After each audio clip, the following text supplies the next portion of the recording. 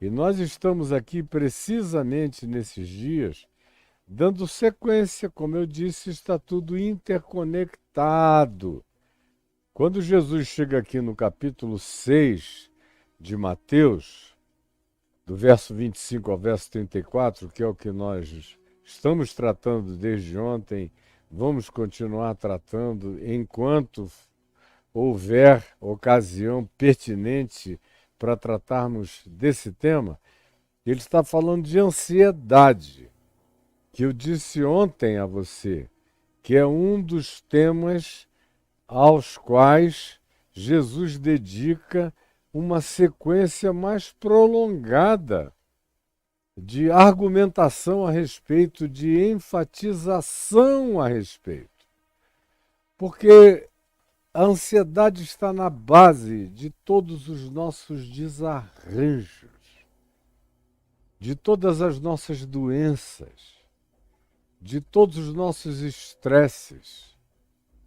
Está na base da maior parte das nossas enfermidades ou condições cardíacas, não sendo algo de natureza genética. Na maior parte das vezes é a ansiedade que está na causa do que se acumulou e produziu o nosso mal cardíaco. Eu, por exemplo, na minha juventude, corri tanto, dormi tão pouco, 3 horas por dia, comia só em avião todo dia, ou chegava num lugar, não tinha hora para dormir, nem para comer, atendia gente o dia inteiro, entrevistas o dia inteiro, pregações o dia inteiro, voltava para casa naquela ansiedade de ver meus filhos e de botá-los na cama, de orar com eles, de ser afetuoso e pai presente. E eu fiz isso com todo o amor do meu coração, mas nem por causa disso eu deixei de pagar um preço. Na base disso tudo estava aquele latejamento. Por mais bem motivado que ele fosse, mas era um latejamento ansioso. Conclusão, depois de 35 anos, 40 anos, eu estava com todas as minhas artérias entupidas, inclusive as minhas carótidas. Eu vejo, por exemplo, quando alguns amigos meus me dizem, rapaz, Caio, eu coloquei 12 stents no meu coração, 10 stents, 9 stents, 8 stents. Eu digo, a quem me dera ter tido essa possibilidade, porque você bota um stent e você abre. Você abre aquela artéria, você abre aquele condutor sanguíneo para o coração, você o dilata de novo, de maneira artificial, com aquela argola que abre ali, o sangue flui. É uma ressurreição dos mortos. Mas os meus estavam todos tão entupidos que não tinha lugar para colocar stents. Eles só conseguiram colocar 2 fazendo um esforço enorme, porque estava tudo bloqueado. E até há uns 3 anos ou 2 anos e meio, eles ainda tentaram mais uma vez, ver se havia lugar para um terceiro stent. Não havia. Então todo o meu tratamento pessoal é dietético, medicamentoso, ou de movimentação para fazer o bombeamento do coração acontecer. Mas não tem bom e é inevitável. Se você andar num caminho que seja regado à suculência da ansiedade, inevitavelmente você vai pagar um preço. Vai pagar um preço em outras áreas. Eu, por exemplo, não estou falando de ninguém, eu estou falando de mim, você entendeu? Que estou chegando aos 70 anos. Depois dos 18, eu praticamente fiz tudo de bom que eu podia fazer na minha vida, com um pequeno parêntese de insensatez. Entre 98 e alguns anos depois de 98, mas já eram anos de recuperação da insensatez de 98. Mas o preço? O preço é inevitável, não tem bom, como Jesus diz, ninguém pode. Ninguém foge. Todo mundo paga alguma conta. No meu caso, além do coração, veio o diabetes que eu adquiri pela mesma razão, mesma falta de sono, mesma falta de alimento, mesmo engorduramento, a mesma atitude de o que me servirem eu traço, eu como, eu boto para dentro, não vou fazer desfeita, não vou fazer dieta. Era quase que uma questão de honra espiritual eu não me autopreservar. Era me dar, me desgastar, me entregar, me esfolar por amor. Tudo muito lindo, muito romântico, mas você paga uma conta. E Jesus está falando isso aqui com discípulos. Isso está dentro do escopo do Sermão do Monte. Eu me tomei como um exemplo de fragilidade e relatividade e de pagamento desse preço, e graças a Deus eu comecei a me acordar para o fato de que não interessava se aquela minha dedicação que não me dava tempo para dormir, nem para descansar, nem para tirar férias, nem para me poupar, nem para dizer não para aquela multidão ávida, nem para, enfim, fazer um filtro ainda muito mais filtrante de compromisso. Eu tinha uma agenda que já estava comprometida 8, 10 anos adiante, todo dia com compromissos, 8, 10 anos adiantados. Era uma loucura. Tudo para Deus, tudo para Jesus, tudo para expansão do Evangelho, mas não adianta.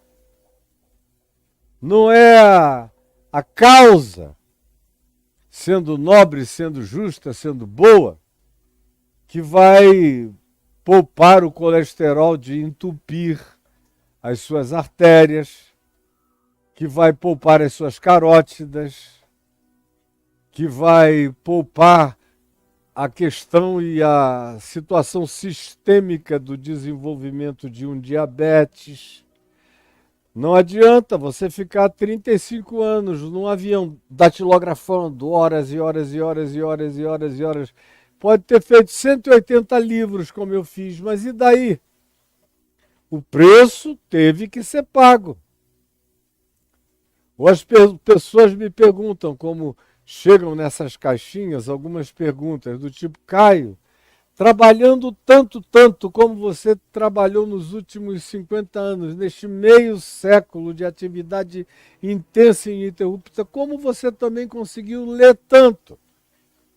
Ora, ler tanto, ler como houve períodos como os 2 anos que eu fiquei na Flórida e li mais de 50 a 60 mil páginas e escrevi milhares de outras em inglês. Tudo isso é muito gostoso, muito lindo, mas tem um preço a pagar. Ninguém é bom o bastante se não descansar. Adoece. Sem sábados de paradas, sejam os teus sábados, domingos ou segundas ou quintas, tanto faz, sem a parada necessária, o teu organismo vai ficar bloqueado. Sem as atividades físicas necessárias, você vai ser penalizado. Sem a dieta adequada, o alimento apropriado, você vai ficar congestionado organicamente. E mais do que isso, eu, graças a Deus, meu pai dizia que desde menino eu era um indivíduo responsável, sempre fui. Mesmo na minha irresponsabilidade, eu era profundamente responsável com o meu compromisso de engajamento inconsequente e irresponsável. É uma coisa muito doida, mas é absolutamente verdade. Quem me viu crescer sabe disso. E depois que eu me converti, responsabilidade intensa, mas ao mesmo tempo, eu vivi a maior parte da minha vida com essa intensidade, mas sem alimentá-la com ansiedade volumosa.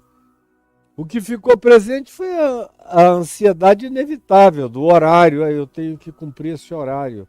Não, eu não posso mais, eu tenho que sair, senão não chego, senão eu perco a hora, senão eu não volto, senão eu não atendo todos os compromissos. A minha vida era secundada, era de segundo a segundo. Chegou uma época, por exemplo, do meio da década de 80 até o final da década de 90, eu trabalhava com base em minutos. Quantos minutos o senhor pode conceder a essa pessoa? 2, 3. Quando era assim uma coisa enorme, eram 5 minutos. Diz para ele ser bem objetivo, que eu serei bem objetivo, a gente resolve tudo. Porque era uma fila tão grande de compromissos e de coisas para atender.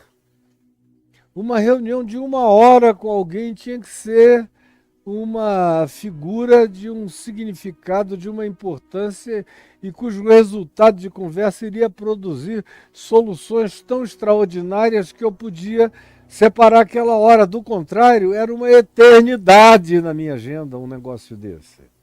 Agora, você paga um preço. Paga um preço. Com 27 anos eu comecei a ter fibrilação atrial, comecei a ter a ameaça de que eu poderia eventualmente cair duro a qualquer momento.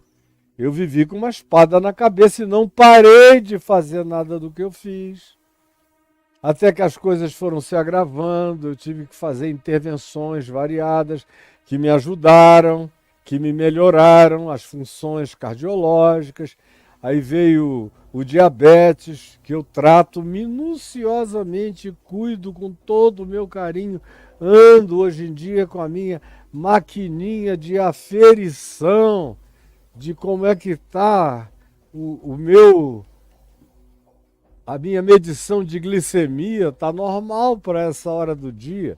Quando eu terminar aqui o papo, ela vai estar lá tranquilinha, em 85, 90. Está tudo bem.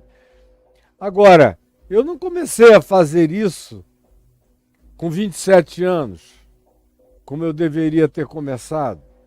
Não, eu comecei a fazer isso depois de um tempo, quando, por exemplo, eu recebi um prazo de 6, no máximo 7 anos de vida.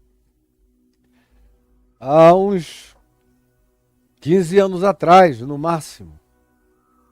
6, 7 anos de vida, se o senhor viver muito, reverendo.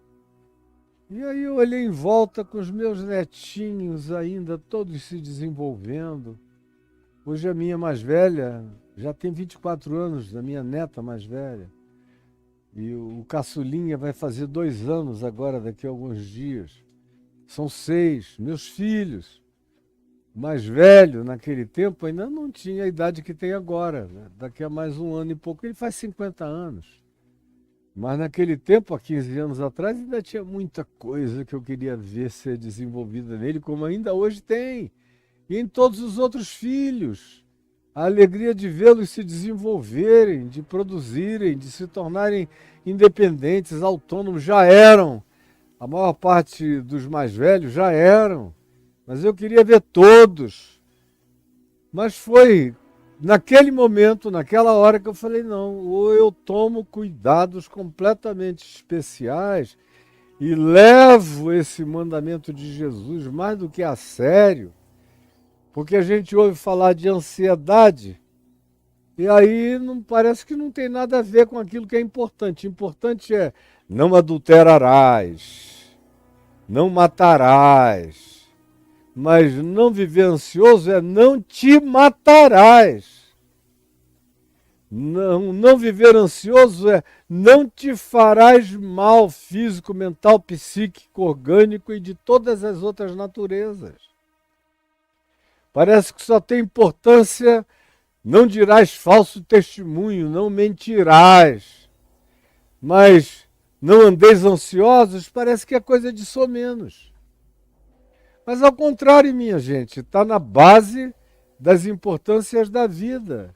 Graças a Deus eu aprendi isso em tempo suficiente para fazer disso um benefício para mim, que pode prolongar ainda muito a minha vida com a graça de Deus. E já tem algum tempo que eu venho praticando isso com lucidez, com consciência.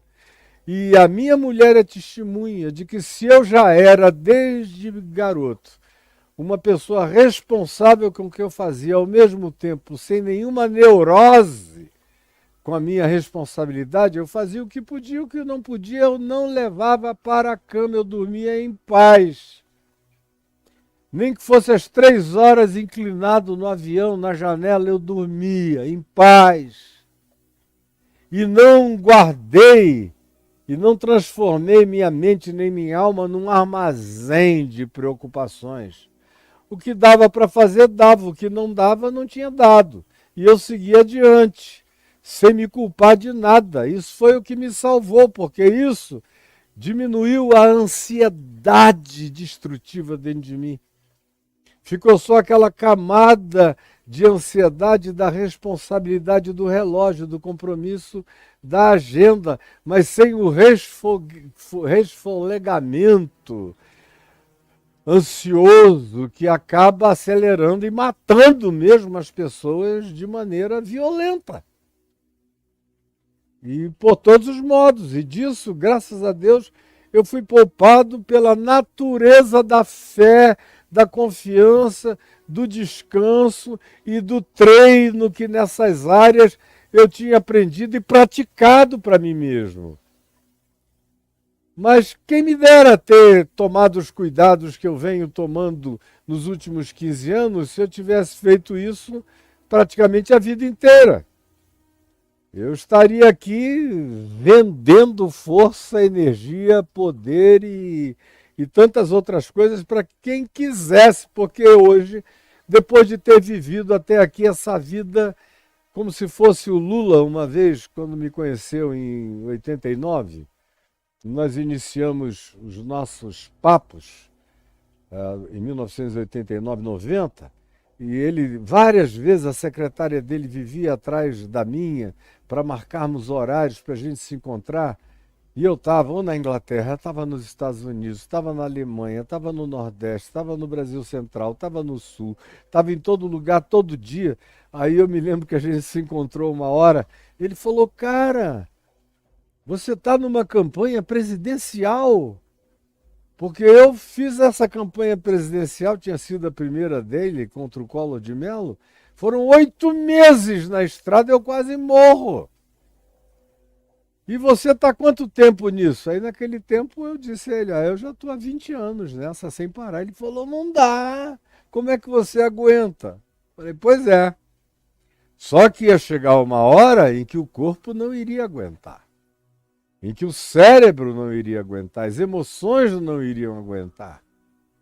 Portanto, esse mandamento de não andeis ansiosos é algo que também implica numa reorganização total da vida. Tem a ver com uma capacidade de remensurar, de remedir, de repesar, de reconsiderar o que vai entrar e o que não vai entrar. Aquilo por que você vai poder dizer sim e as muitas coisas para as quais você vai ter que dizer não. E fazer isso sem nenhuma culpabilidade. Fazer isso até com uma certa tranquilidade.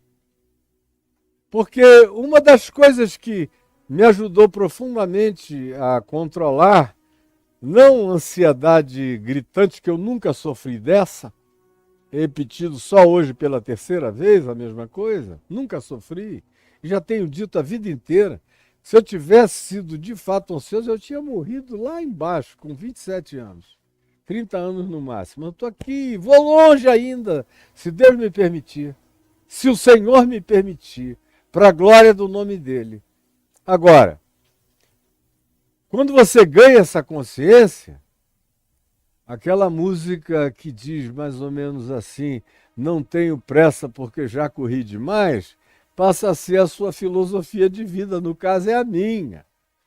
Eu chego nos lugares onde as pessoas estavam acostumadas a me ver sempre correndo, aí me perguntam, tem alguns das antigas, de meio século atrás, que me perguntam, e aí Caio, correndo muito? Eu digo, não.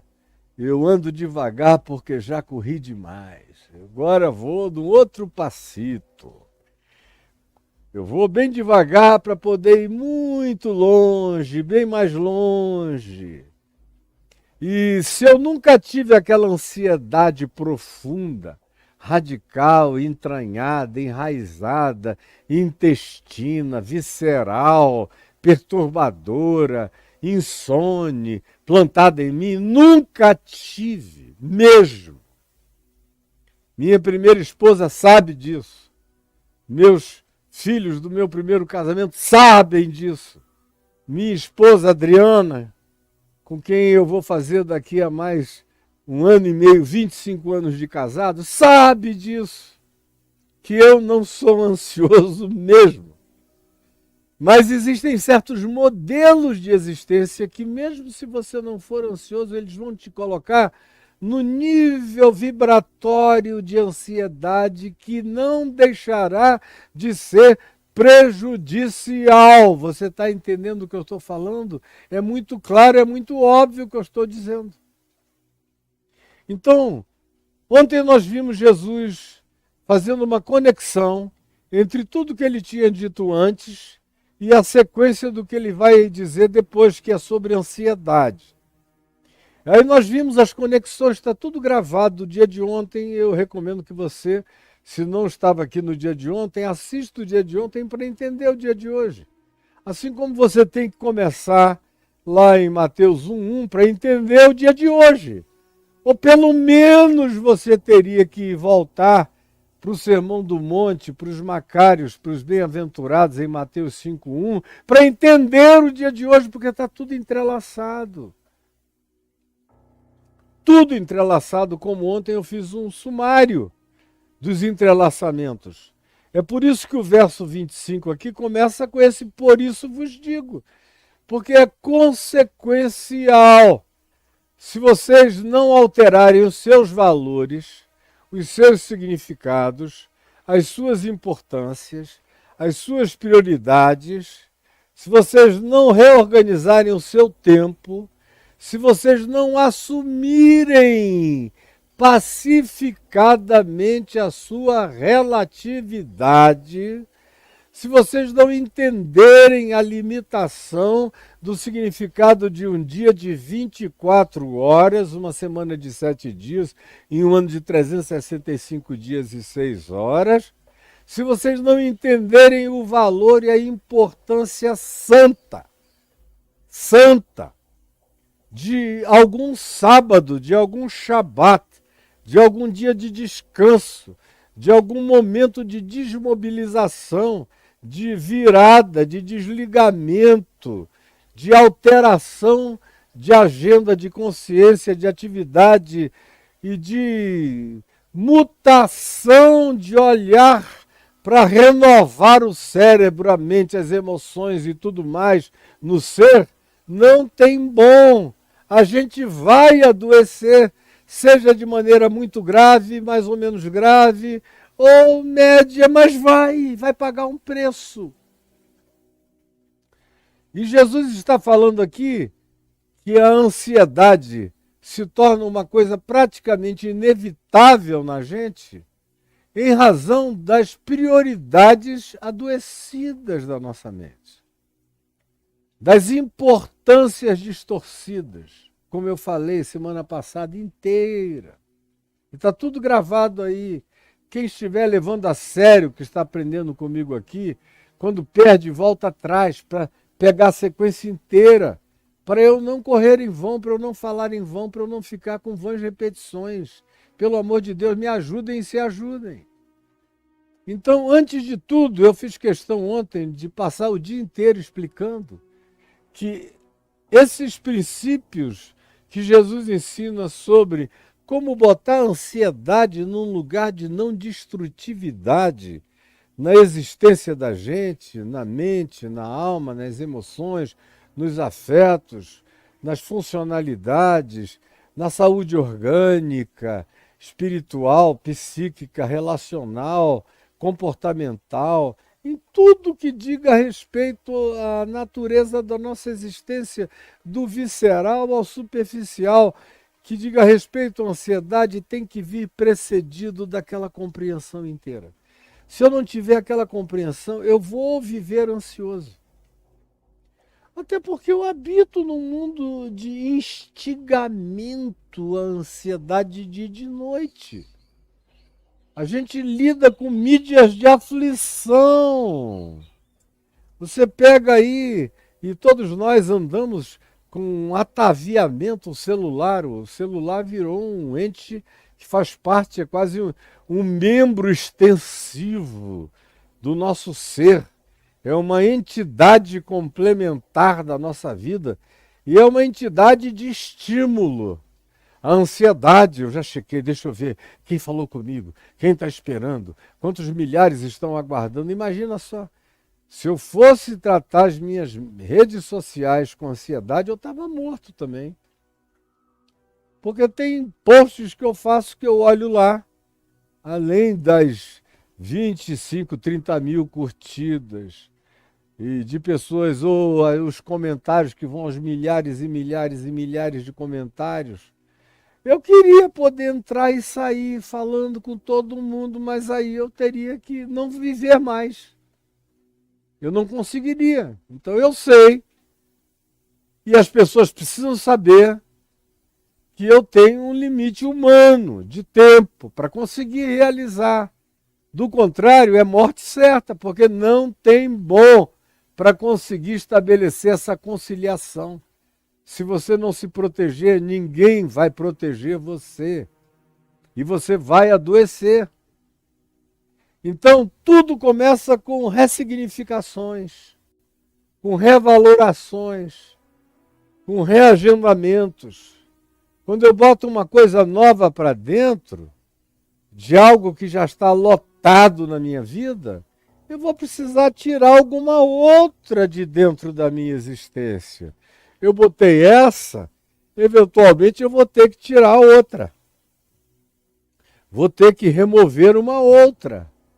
Porque não cabe tudo. Não dá para ser tudo, não dá para fazer tudo, não dá para aceitar tudo. E ainda tem uma artimanha violenta nisso tudo, que eu aprendi garoto, quando eu comecei a me ocupar ministerialmente para todo lado, eu só faltava ser esquartejado pelo desejo de todos que queriam me levar para todas as bandas da terra. E eu aprendi que não seria possível. Eu queria me dar do jeito que eu pudesse me dar, mas se eu me entregasse para as determinações de terceiros, eu seria esquartejado e não sobraria absolutamente nada para ser vivido, nem praticado com o mínimo de saúde. E mesmo tendo essa consciência, eu ainda pratiquei extravagâncias. Hoje, por exemplo, eu estava falando com um amigo querido, é um novo amigo que chegou na minha vida esses dias, mas chegou numa velocidade intensa e com uma eventual promessa de muita profundidade relacional. Uma pessoa super interessante que eu já conhecia de longe, uma figura pública também, ele me conhecia há muitos anos, eu a ele, mas nós nunca tínhamos nos encontrado. E agora, por causa do evangelho, desse evangelho pregado aqui, nessa hora, que milhares de pessoas ouvem, veem, e estão sendo profundamente mexidas, mas eu tive uma conversa com ele, porque ele está necessitando de toda libertação de ansiedade, porque ele está se recuperando de uma enfermidade decorrente da ansiedade violenta, com consequências enormes. E aí eu venho dando inoculações de calma, de paz, de desmobilização, de ansiedade, de ressignificação de valores, de coisas novas que ele vai ter que fazer nos anos que restam a ele e a mim. Nós temos praticamente a mesma idade. Eu falei, olha, vamos dar as mãos e andarmos juntos nas mesmas ressignificações para que a gente contribua com o melhor de nós para a nossa melhor longevidade. Aí hoje de manhã ele me mandou um videozinho que eu achei que o fato dele ter me mandado aquilo podia fazer muito mal a ele. E aí eu falei, olha, isso aí já passou, já era, já acabou, graças a Deus. Não tem que ficar dentro do teu coração, tem que ser esquecido, porque essas coisas são as que fazem mal. São essas as que adoecem a gente. Essas temáticas são profundamente enfermiças. Eu disse isso com outras palavras. Porque ele está, inclusive, hospitalizado ainda, vai sair amanhã, com a graça de Deus. Mas eu falei, a gente precisa ir controlando isso e fazer todo o bem que a gente vai poder fazer a milhares de pessoas sem nos fazermos mal. E uma das condições de natureza assim, sine qua non, para a gente poder ter longevidade para realizar esse bem, é a libertação de toda e qualquer ansiedade. Por isso vos digo, não andeis ansiosos quanto à vossa vida, quanto ao que haveis de comer e beber. Tem gente aqui comigo que não tem problema com relação a comer e beber. São pessoas que têm um salário estável, um emprego garantido, ou qualquer coisa do gênero, ou tem uma poupança razoável, ou tem uma vida modestamente organizada e que não pensam no comer e no beber. Mas a gente precisa saber que a maioria absoluta, esmagadoramente absoluta do planeta Terra pensa no que vai comer e beber todo dia. E não tem alternativa frequentemente. São pessoas que já nem ficam ansiosas, porque a fome é tão grande que algumas delas já até desistiram da ansiedade. A ansiedade se tornou um luxo para elas, porque a dor da fome não permite nem que elas tenham o luxo da ansiedade. Você veja a situação calamitosa da maioria de nós humanos no planeta Terra. Mas os mais ansiosos, de natureza com potencial de adoecer nosso coração, de criar um diabetes tipo 2 em você, que se sistematize organicamente contra todo o seu organismo, a ansiedade que pode produzir somatizações variadas, doenças de pele, descontroles emocionais, desarranjos afetivos, medos diversos, fobias multiplicadas indefinidamente dentro da gente. Esse tipo de ansiedade, na maioria das vezes, é propriedade da classe média para cima.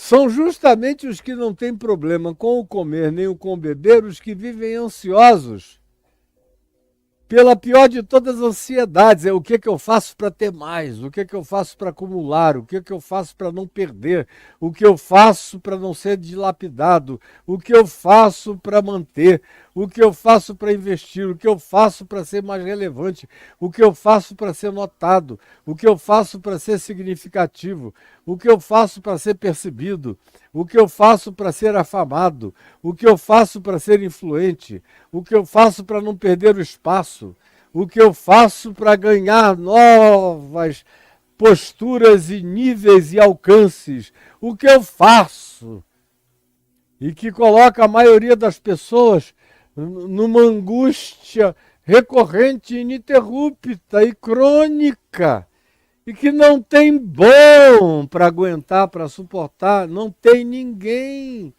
Gente muito boa e saudável pode morrer subitamente do coração por causa de dores, de angústia, de melancolia, ou de aflições de ansiedade, ou de medo, ou de fobias, ou de tristezas. Todas essas coisas têm o mesmo poder de natureza assassina, suicida de fato, de nós contra nós mesmos. A gente costuma alimentar o que de pior possa existir contra as nossas próprias vidas, sem nem percebermos. Por isso vos digo, mudem os valores, disse Jesus. Signifiquem as vidas e prioridades e agendas e importâncias e sentidos, saiam das importâncias falsas, das personas, dos mascaramentos, de todas essas realidades para fora e concentrem a vida no que pode ser equilíbrio interior para o coração, para as emoções, para o ser, para revalidação das coisas que realmente valem a pena a gente por elas viver, morrer da vida e em nome delas e por causa delas transcender para a vida eterna. Por isso vos digo, diz Jesus, não andeis ansiosos por nada na vossa vida, nem pela comida, nem pela bebida, nem tampouco pelo vosso corpo. Primeiro, pelo corpo em relação à saúde do corpo. Não fique preocupado, não seja um hipocondríaco. Porque a ansiedade produz muita hipocondria. As pessoas hipocondríacas, e eu conheço muita gente hipocondríaca, gente que passa o dia inteiro pensando no que pode estar dando errado no seu corpo. São pessoas que chegam numa reunião social e qualquer menção que se faça, especialmente em reunião de pessoas de meia idade para cima, tem muito papo sobre achaques. Achaques orgânicos, físicos, ósseos, de todas as naturezas. E aí eu vejo os hipocondríacos da sala. Se chega alguém e fala de um joanete, o cara já diz, ih, rapaz, eu também, outro dia senti uma fisgada do joanete, será que eu vou ter que fazer o mesmo procedimento que você? Aí chega um outro e diz, eu estou precisando cuidar melhor do meu fígado. Rapaz, eu também estou com uma sensação de que algo comigo também está acontecendo, não tem nada lá. Aí se alguém chega e diz, ele vê a pessoa pegar lá a caixinha dela de remédios e pegar um remedinho. Aí o hipocondríaco pergunta logo, para que é isso, hein? Para que é isso? Aí o cara diz, não, é para o meu coração. Para quê? Não, é só um beta-bloqueador, ou é isso, é aquilo. Aí o cara, qual é o nome, hein? Como é que funciona, hein? Deixa eu anotar aqui, ele escreve no celular dele. Daqui a pouco ele vai e compra sem estar precisando. Ele vai comprar e vai tomar. O que está na base daquilo é a ansiedade. Como a ansiedade produz essa fobia de natureza completamente adoecedora no coração da gente, que é a hipocondria,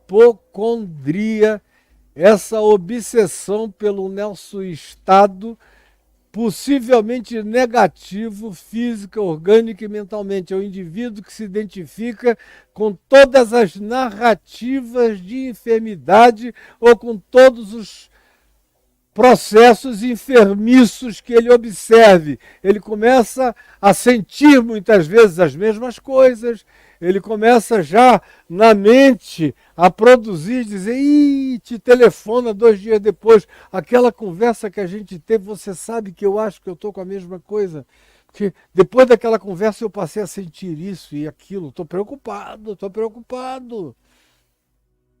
porque a ansiedade produz fobia, e a fobia produz inevitavelmente hipocondria em relação ao cuidado com o corpo. Não é aquele bom cuidado.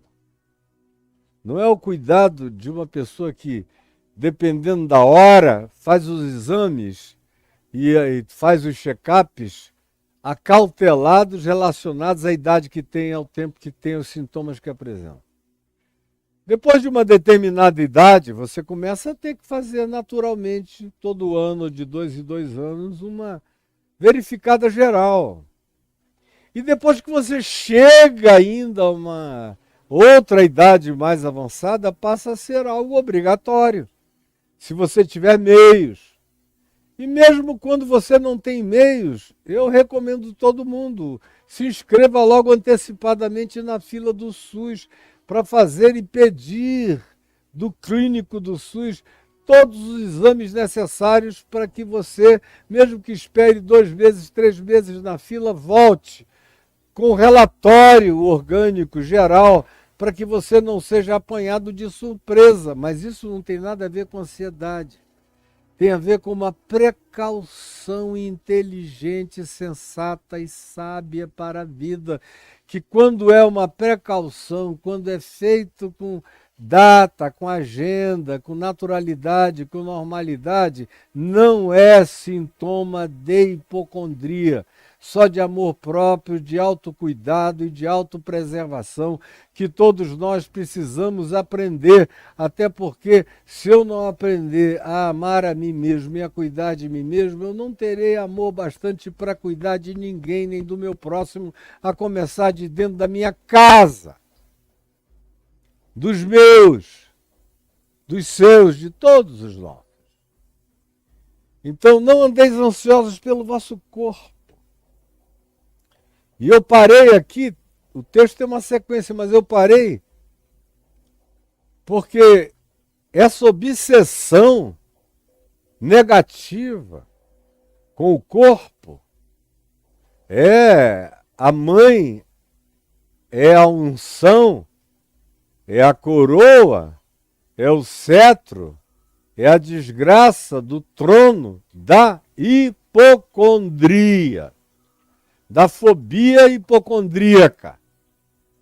E tem mais, a hipocondria acaba realizando na vida do hipocondríaco tudo aquilo que não existia, mas pelo medo, pelo temor, o indivíduo acaba somatizando e desenvolvendo com o tempo, com os meses, com os anos, com as décadas, ele acaba ficando doente daquilo que ele teve medo. Porque o medo adoece a gente. Guarde isso no seu coração, o medo adoece a gente, é inevitável. Andou apavorado, andou com medo, vai ficar doente. Mesmo que seja medo o dia inteiro de assalto o tempo todo, olhando para todo lado, vai adoecer, a cabecinha vai ficar dodói, as emoções vão ficar dodói, você vai ficar tomado por realidades de fobia sindrômica. Tudo é apavorante. E aí não tem corpo, como não tem nenhuma outra dimensão do ser que se sustente debaixo de tamanho acachapamento apavorante. Portanto, não andeis ansiosos pelo vosso corpo, para que isso não se transforme em hipocondria em vocês. E não andeis também, presta atenção aqui comigo, está prestando atenção? Não andeis ansiosos pelo vosso corpo, Jesus disse, quanto ao que haveis de comer e de beber, não andeis ansiosos pela vossa vida, quanto ao que haveis de comer e beber, nem pelo vosso corpo, quanto ao que haveis de vestir. E tem gente, quando Jesus falou isso, para o público que ele falou isso, era um público de gente pobre. Lá na Galileia, tinha alguns ricos. E a disparidade econômico-social na Galileia era enorme. Era como no Brasil. Era como no mundo inteiro, nos nossos dias. Tinha alguns riquíssimos na Galileia, como foi o caso de Mateus, que se tornou discípulo de Jesus, riquíssimo. E havia gente que, se não saísse para pescar todo dia, não tinha o que comer. E se não fizesse força para comprar pelo menos uma vestimenta nova todo ano, ia ter que vestir roupa rasgada, roupa poída, roupa cozida, roupa remendada, porque não tinha meios. E as mulheres sofriam, como sempre, infinitamente mais, porque são elas que precisam muito mais da proteção da vestimenta do que a maioria dos homens. Isso no passado, nos dias de Jesus, tinha gente nesse nível de dizer o que eu vou vestir. E não era no guarda-roupa escolhendo no meio de 400 sapatos de marca ou de milhares de roupas. Não, não era esse conflito. Ai, meu Deus, o que eu vou vestir? A minha personal stylist me diz que a minha pele fica melhor nessa época do ano com esse tipo de tonalidade. Não é disso que eu estou falando. Não é disso que eu estou falando. Eu estou falando de ter o mínimo para se cobrir. De tão pobres que essas pessoas eram. É originalmente para essas pessoas que Jesus está falando. Não fique preocupado, porque você vai ser vestido. O Pai Celeste sabe que você precisa se cobrir, se vestir, e você vai ser coberto. Pode crer que você vai ganhar um cobertor, 2 cobertores. Pode crer que você vai ser visitado pelo anjo que traz camisas, pelo anjo que traz calças, que traz tênis, que traz sapatos, além dos anjos que trazem comidas, que te acordam à noite, ou que levam à tua casa, ou que facilitam a sua vida para acesso a essas coisas fundamentais e necessárias à existência. Mas muito mais do que isso, Jesus diz nos nossos dias, quando fala: não andeis ansiosos pelo vosso corpo quanto ao que haveis de vestir. Isso recai sobretudo nos dias de hoje, e especialmente para esse público que me assiste, que me vê, que me frequenta, que me segue. Eu sou seguido por muita gente pobre, nas favelas, em vários lugares, nos grotões do Brasil. Muita gente me assiste nos grotões de Portugal, da Ilha da Madeira, em Açores, nos lugares os mais variados, na África, em Angola, em Moçambique, em gente que está preocupada com o que vai vestir, com o que vai dar para os filhos vestirem, com o material escolar básico, com o uniformezinho das crianças. Mas também existem aqui comigo alguns milhares e milhares de pessoas bastante ricas, até abastadas, mas que se preocupam com o que vão cobrir, com que marca. Ah, eu botei essa marca aqui agora, mas vou tirar, porque eu já fiquei sabendo que uma amiga minha vai para a mesma festa que eu estou indo, com um vestido igualzinho, da mesma grife, então já não serve mais para mim esta aqui. Aí você imagina o que é significado, o que é valor, o que é importante para uma pessoa que ocupa a mente profundamente ou totalmente com esses significados apenas. Vai ficar dodói, é uma questão de tempo. Pode não ter tido nenhum sintoma agora. Mas se isso se tornar visceral para você, você vai adoecer dessa sua ansiedade vaidosa e dessa vaidade ansiosa, por uma perversão de significados e de valores, por causa de besteira, de bobagem. E a gente tanto pode adoecer, e os que não têm são os que adoecem menos de ansiedade do que os que têm, que são os que mais se enfermam em razão da ansiedade, são aqueles que são visitados de maneira mais enfermiça pelo poder de desarranjo químico, hormonal, que a ansiedade produz com os seus derrames variados pelo organismo inteiro da gente. Então não andeis ansiosos pelo vosso corpo, pelo que a vez de vestir, se não tem nada para vestir, e nem pelo vosso corpo com relação a acumular, para você ser uma espécie de rainha de Sabá das alternativas. Cuidado, é uma perversão de significados e de valores também, que vai adoecer você com o tempo. Aí Jesus diz no verso 26, preste atenção, observai as aves do céu. Parece uma coisa assim tão romântica, tão fofa, tão lindinha. Observai as aves dos céus. Aí o cara diz, eu lá tenho tempo para ser um bird watcher. Bom, aqui em casa é o que eu faço o dia inteiro, é observar as aves dos céus. Ainda agora mesmo, os bem-te-vi se reuniram. Oi, amigo, tudo bem? Pode mandar ver, são vários bem-te-vis, sabiás, passarinhos variados aqui em casa. Eu os observo todo dia. E eles já fazem parte aqui, já morreram, alguns ficaram pais, avós e morreram. Tem um monte de filhotes.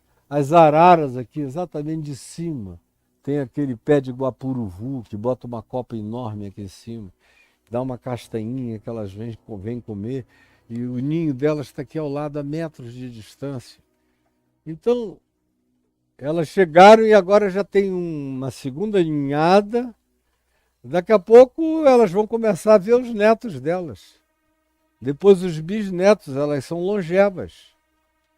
E eu aqui assistindo, observando as aves. E a melhor coisa que eu faço é observar as aves. Eu não leio a revista Forbes, mas eu observo as aves. Eu vejo a tranquilidade delas. Elas sabem que eu sou legal, que eu sou um bom dono de quintal, de terreno, de jardim, que eu molho todo dia, que eu planto coisas que elas gostam de comer, que a terra está sempre úmida, por isso elas têm muita minhoca para catar no meu ambiente. Essa terra aqui já sofreu uma quantidade grande de aterros refertilizantes, de modo que tem muito humus nessa terra. E eles não querem sair daqui porque tem tudo que eles precisam. Porque eu que sou o pai desse lugar, sou o pai celeste desse lugar, que sou o pai de providências desse lugar, que sou o pai de graça desse lugar, faço provimentos naturais. Olha, está cheio, eu estou olhando para aí, está cheio de borboleta também. O meu jardim aqui é um borboletário, porque tem flor, flor, flor que não acaba mais. As borboletas vêm, os beija-flores, os colibris, vêm todos para aí, porque tem. Observai as aves. Não semeiam, eu nunca vi, exceto quando elas estão fazendo ninho. Aí elas trabalham, mas eu nunca vi nenhuma delas semeando nada. Elas semeiam sem querer no cocozinho. E tem um outro detalhe, aqui o meu jardim está cheio de plantas que eu não plantei, mas que o cocozinho das aves plantou. E de vez em quando, elas são centenas aqui, elas vão deixando o cocozinho dela. E a minha instrução é, se nascer coisa bonita, não arranca. Vamos proteger. Então tem muita coisa no meu jardim. Metade do meu jardim eu plantei, a outra metade as aves plantaram. E algumas são matos bonitos, outras são árvores nobres, lindas, maravilhosas. Porque eu recebo a contribuição do papel orgânico delas no processo, do ecossistema, desse pequeno bioma da minha casa. Observem as aves dos céus e aprendam, relaxem, porque o vosso Pai Celeste vê, cuida e sabe. Antes que lhe o peçais, sabe que necessitais de todas as coisas. Olhem as aves, elas não semeiam, elas não têm hora marcada para colher, elas chegam, têm, elas comem. E elas não comem mais do que precisam, elas deixam. Elas não se empapuçam. Elas não têm celeiros. Elas não se preocupam com o dia de amanhã, elas sabem que cada dia trará os seus cuidados e também seus benefícios e suas bênçãos e seus provimentos. Basta viver com saúde mental, espiritual e com os significados e valores certos, que todas as coisas começam a nos acompanhar. A gente começa a ser um centro de atratividade. Nossa vida passa a ter um poder centrífugo em relação a atrair benesses, graças e bênçãos diversas e variadas para a vida da gente. Elas não colhem, não ajuntam em celeiros, contudo, preste atenção nisso, por favor, contudo, vosso Pai Celeste as sustenta. Que coisa mais singela, verdadeira e poderosa. Agora, infelizmente, a maioria lê isso aqui como uma poesia. No máximo, decoram para recitar. Bonitinho, é fofo. Jesus é tão fofo, mas ele não está querendo ser fofo. E quando ele incluiu no meio de amar o inimigo, orar pelos que nos perseguem, não nos vingarmos, não nos julgarmos, como a gente vai ver mais adiante, não fazemos isso ou aquilo, um monte de mandamentos seríssimos, aguentarmos o tranco, sermos generosos, bondosos, misericordiosos, solidários, ensináveis, tudo isso que vocês já viram antes aqui comigo, é uma viagem riquíssima até aqui, irreparável, é só coisa boa. É só saúde mental, espiritual, orgânica, física, humana, que nos está sendo servida nesse banquete da providência divina.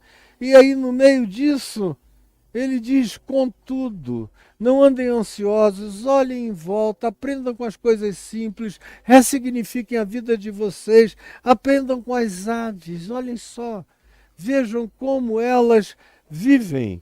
E vocês não têm, não são aves, não voam, não têm exatamente as mesmas condições de subsistência, mas vocês podem aprender a mesma confiança de subsistência. E fazer os trabalhos pertinentes à vida humana, para a subsistência, para a vivência, mas sem serem motivados por nenhuma natureza angustiosa de desespero ansioso e, sobretudo, aquele desespero cumulativo, daqueles que querem acumular na terra. Não, a gente esvazia essa ansiedade sabendo que nós estamos ajuntando nos céus. Aí o coração ganha um chão novo para andar pacificadamente pelo planeta. Contudo, vosso Pai Celeste as sustenta. Porventura, preste atenção aqui, porventura, não valei vós muito mais do que as aves? Vocês vêm numa escala muito superior. Se o vosso Pai Celeste sustenta o que é mínimo, o que é pequeno, ele não vai sustentar vocês. Vocês não acreditam no significado da criação? Vocês não acreditam na imputação de significado que a criação de vocês legou a vocês da parte de Deus? E prestem atenção, a pobreza do mundo não é por ausência de Deus na terra. Haveria comida para todo mundo, para os 8 bilhões de habitantes do planeta, se 1% não fossem donos de 65% do que deveria ser pertinente a todo mundo. Somos nós que somos os diabos da desigualdade, da fome, da miséria, da desgraça, das pestilências, das maldades, dos refugiados sem pátria, sem chão, sem terra. Somos nós. E o cara ainda pergunta, eu não posso crer em Deus porque ele permite isso. Cara, se enxerga. Me dá vontade de te pegar e te dar uma surra para ver se você aprende que a miséria que habita essa terra é produzida por nós humanos, que nos dessignificamos por inteiro, que desaprendemos a ser gente e não cremos que se o pão fosse nosso todo dia, haveria pão para todos nós todo dia. Mas se você quer fazer do dia de hoje um dia em que você acumule pão para milhares de anos todo dia, milhões vão passar necessidade e você ainda tem a hipocrisia filosófica de dizer que não crê em Deus justamente por causa daquilo que você ajuda e contribui para criar contra Deus, contra o próximo, contra a vida, e pare de ser idiota. Pare de ser idiota. É cansativa a idiotice de vocês. Especialmente desse ateísmozinho inconsequente, que me satura, que me cansa. Qual de vós, verso 27, Jesus diz, você está me vendo?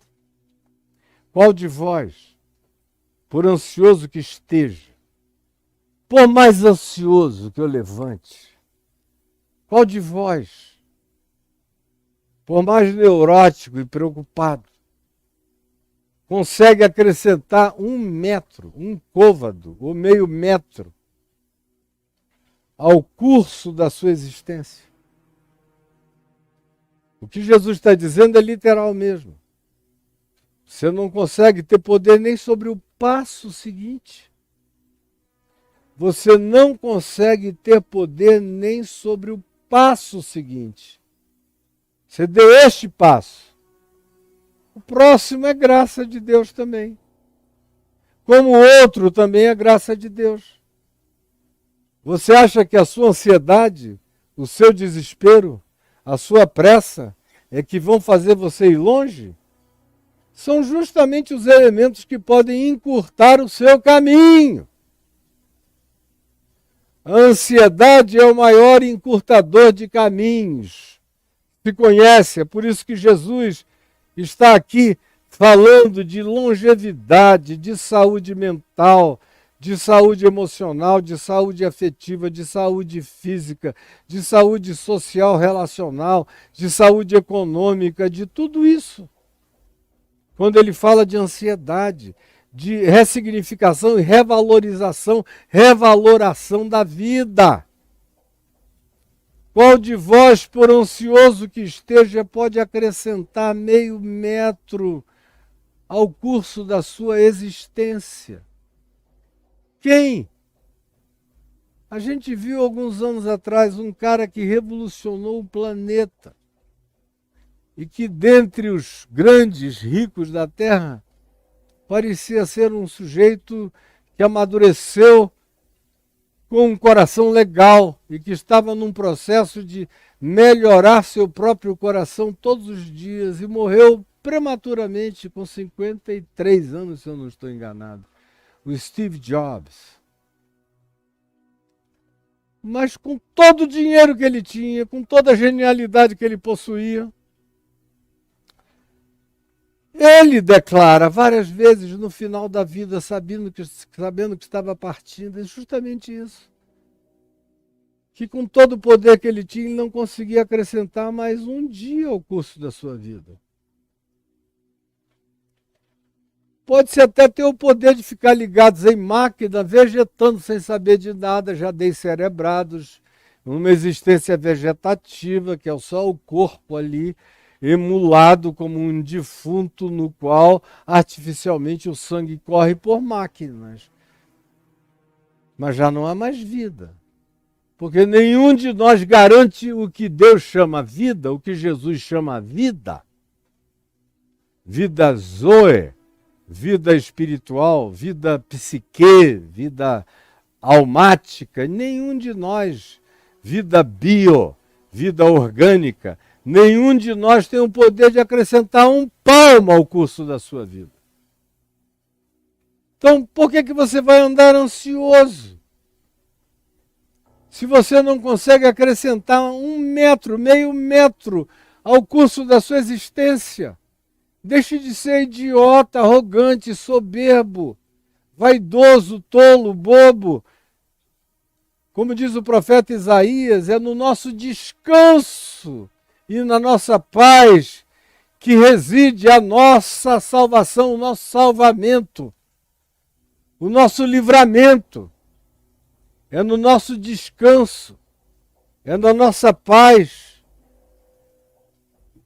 Os ambientes que reservam para nós a possibilidade de longevidade, de continuidade, de produtividade, de saúde, de continuidade. E quanto menos houver paz e descanso, menos longevidade provavelmente haja. Ou mais, por mais longevo fisicamente que você seja, você pode se tornar um longevo mental, psíquica, espiritualmente doentíssimo, vazio de tudo, morrente em todos os níveis da sua vida oca, vazia e insignificada. E aí Jesus prossegue fazendo mais perguntas para nós. Sobre a ansiedade, sobre a burrice da ansiedade.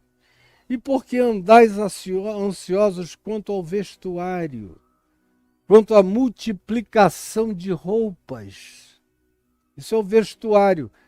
Quando no primeiro caso ele falou, o corpo é mais do que o alimento, a vida é mais do que o alimento e o corpo mais do que as vestes, ele está falando de coisa básica. Agora aqui, o vestuário, ele já está falando com um pessoal sobre o qual já fiz menção antes, que são aqueles para quem a vida é o que cobre o corpo.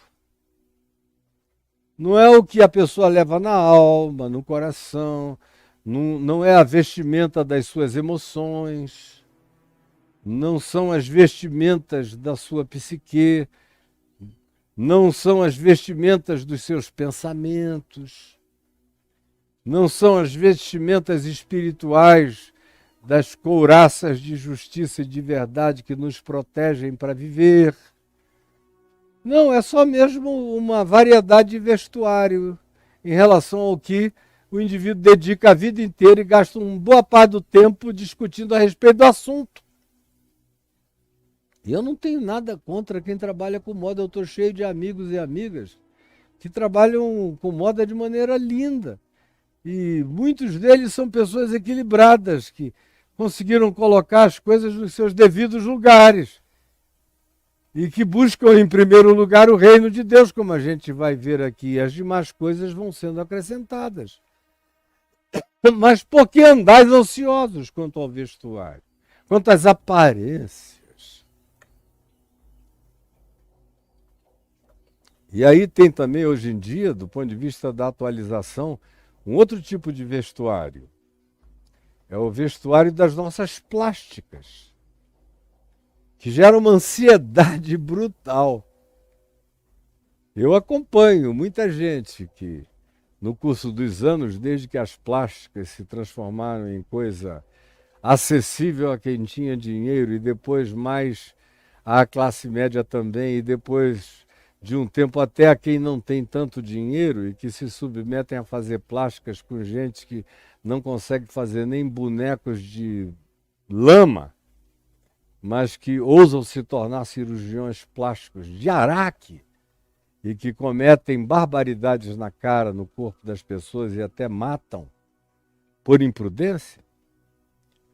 Surgiu esse novo tipo de vestuário. Nos dias de Jesus, o vestuário mais variado, mais rico, pertencia a algum grupo de pessoas eminentes. Mas hoje em dia a sociedade inteira pensa em vestuário também como aquilo que veste a cara. O nariz é lindo, mas a pessoa resolveu que ela tem que ter o nariz de uma certa atriz.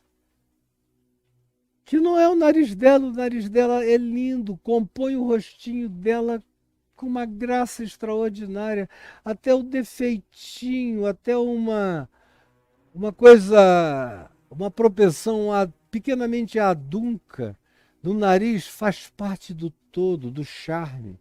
Aí a pessoa vai lá, corta o osso, raspa isso, tira aquilo, encurta o nariz, vira um negocinho, parece uma tartaruga diminuída, fica quase irreconhecível, quase tem que ser reapresentada. E aí as vestimentas da boca. Meu Deus, hoje eu vejo garotas de 18, 19, 20 anos alterando a cara. Não tem nenhum defeito físico, não tem nenhuma plástica corretiva a ser feita, não tem nenhum defeito de queixo, estilo Noel Rosas para dentro, ou prognato demais, ou nada disso, não tem nenhum exagero. Tem todos os contornos perfeitos, mas que começam a viver ansiosos por essa vestimenta de face, de plástica facial, de plástica de seios, de plástica de corpo, de plástica de coxa, de plástica de tudo. E o mais trágico é que, em geral, essas pessoas, 90% das que eu vejo, pioram. Eram mais bonitas antes, conforme a natureza original. E aí depois, para remendar aquilo que elas não gostaram, elas vão fazendo mais, vão fazendo mais, vão fazendo mais, até que chegam aos 40 anos deformadas. Tem algumas que chegam aos 60 anos irreconhecíveis. Tem alguns outros que chegam aos 70 anos, você pensa que o cara está de mau gosto e de brincadeira de Halloween, que botou uma máscara de horrores, achando que fez grande coisa por si mesmo, por essa variedade de vestuário plástico com o qual vestem o corpo. E eu não sou careta de nada, eu reconheço que tem hora para tudo. Hora para tudo. E vejo algumas pessoas que fazem algumas harmonizações faciais que ficam muito lindas e muito melhores mesmo. Agora vejo o que a ansiedade produz de angústia, gerando um mercado louco de plásticas, e são plásticos mesmo, são vestimentas e vestuários plásticos, que a gente não para de tentar se vestir, se cobrir, se disfarçar, se reapresentar, se ressignificar com eles. Será possível que você não consegue entender que passou do normal, que caiu no exagero absoluto na sua vida e na vida de tanta gente? Eu estou conseguindo me fazer claro, não há nenhum desequilíbrio ou exagero no que eu estou dizendo, eu estou apelando para o bom senso e para a sabedoria, porque quem anda com sabedoria não vive com ansiedade. Não com essa ansiedade angustiosa que coloca você nesse caminho de uma tentativa de se metamorfosear externamente todo dia, angustiosamente até morrer. Vai morrer irreconhecível, sem os traços originais da vida. É patético. É desnecessário. Além de caro, acaba ficando muito feio, minha filha, meu filho. Hoje em dia tem muito homem vivendo assim, não são os metros sexuais, os caras são quilômetros sexuais, são milhas sexuais. O metrosexual, que era o metropolitano da sexualidade, que queria ter todos aqueles cuidados, é o pessoal que raspa os pelos. Eu tenho a maior alegria de ser peludo, de ter peito. Hoje em dia está tudo branco, mas eu já fui todo preto, minha canela, que com o tempo, com a velhice, foi perdendo pelo, já foi toda cheia. Eu gosto. Eu sou filho de uma família onde os homens não têm vergonha dos seus pelos, não têm vergonha das suas barbas, não têm vergonha das suas caras, não têm vergonha nem dos seus defeitos, não têm vergonha das suas rugas, tem até... reconhecem a beleza masculina de um rosto que vai se envelhecendo com as rugas da vida, do tempo, as marcas da existência, carregam suas belezas extraordinárias, a menos que sejam defeitos desnecessários a serem mantidos. Do contrário, cuidado, porque essa ansiedade com o vestuário plástico da sua aparência pode deformar você, sem falar que vai fazer você gastar muita grana naquilo que não é vida e não é pão, e vai inverter significados e valores e vai colocar você diante de um espelho como um narciso crônico e incurável. Porque andais ansiosos com relação ao vestuário, à aparência. Considerai como crescem os lírios. Olha para os lírios. Aqui em casa a gente tem vários lírios e tem também umas orquídeas lindas. E eu vou replantar as minhas orquídeas sapatinho de judia. São lindas e elas se derramam. Mas na pandemia deu uma pragazinha nelas, eu não pude cuidar e elas morreram. Vou replantar porque elas estão fazendo falta aos meus olhos.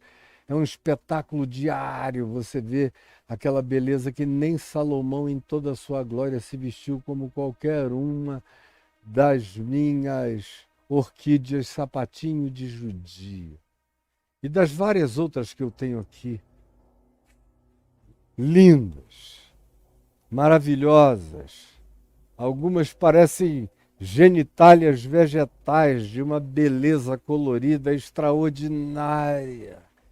E eu adoro ver a relação das aves com elas, os beija-flores fecundando, polinizando, fazendo esse sexo vegetal que espalha a beleza de vida pela terra, pelo mundo e fertiliza o planeta. Olhem os lírios que nascem nos campos como mato para todo lado. Considerai como crescem. Eles não trabalham nem fiam. Eu, contudo, preste aqui atenção, eu, contudo, Jesus diz, vos afirmo, vos garanto, que nem Salomão, que era o arquétipo judaico da riqueza, da glória, da beleza, da opulência, daquilo que era uma variedade que vinha de todos os lugares da terra para o deleite dele. Em verdade eu vos digo, contudo eu vos digo, que nem Salomão em toda a sua glória, em todo o seu esplendor, no melhor de tudo que ele teve, jamais se vestiu como qualquer um dos sapatinhos de judia. Como qualquer lírio, como qualquer orquídea, como qualquer flor, dá de muito, dá de pancada em Salomão ou em qualquer rei da terra, ou em qualquer princesa, ou em qualquer superstar. Meu Deus, eu já falei demais, já falei demais. Está na hora de parar, mas amanhã eu prossigo e eventualmente amanhã eu termino. Mas o que eu disse já teve conclusões múltiplas. Enquanto eu fui falando, eu fui fechando e concluindo uma quantidade enorme de pensamentos para você se levantar sabendo. Por isso eu te peço, Jesus, que essa tua palavra, que essa saúde do Evangelho, que esse equilíbrio, que esse estado mental de saúde, que esse estado mental de valores e de significados entre no coração de cada um de nós. Eu estou falando é contigo mesmo, Jesus. Não tem ninguém mais na minha mente. Eu falo contigo, meu amor, meu Senhor, meu amigo, meu Paráclito, meu mais valente, meu dono, meu amo, minha vida e meu amor eterno. É contigo que eu falo.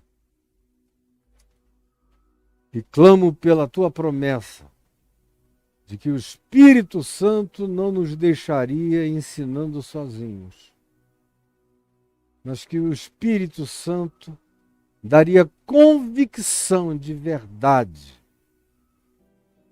ao coração de todo ser humano de boa vontade e que também teria o poder de arrebentar carapaças, trancas de ferro, portões aferrolhados por dentro que poderiam ser partidos pela sutileza da tua graça e o sopro do teu espírito do lado de fora. É o que eu te peço que esteja acontecendo agora. Assim como essa chuva que cai atrás de mim e que rega a terra, eu permito que se cumpra a tua palavra que tem na chuva essa metáfora, que diz que tu não permitirás que a semente da tua palavra volte para ti vazia, sem fruto. Ao contrário, ela será regada pelas chuvas e brotará e dará o devido fruto no seu tempo. E eu sei que está chegando o tempo de muito fruto lindo aparecer. É o que eu te peço. Em teu nome, Jesus. Amém e amém.